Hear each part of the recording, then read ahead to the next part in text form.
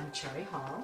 I bought a house that had a beautiful view of a green belt, except that there was no view because the windows were so fogged and just they got worse each of the years that I've lived here, and so I had to have them replaced. My children, because I'm a single parent, my 4 boys told me that I should have at least 3 estimates, and so I had one company come out, and I sat through the terrible lecture, and then he had the audacity to tell me if I made a decision that day that I would get a certain discount.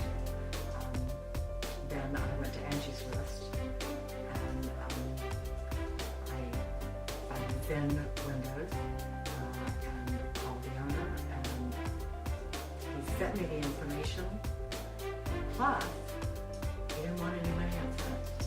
I mean, how can you go wrong if somebody doesn't want you to pay them up front? They're so sure of the product, so sure of the installation, so sure that you'll be satisfied, they don't ask you for money up front.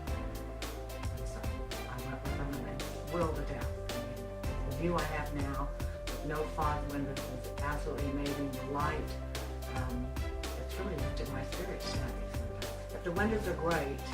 They're easy to operate, and I don't know if anybody can tell on a video, but I'm a fairly small woman, 5'2".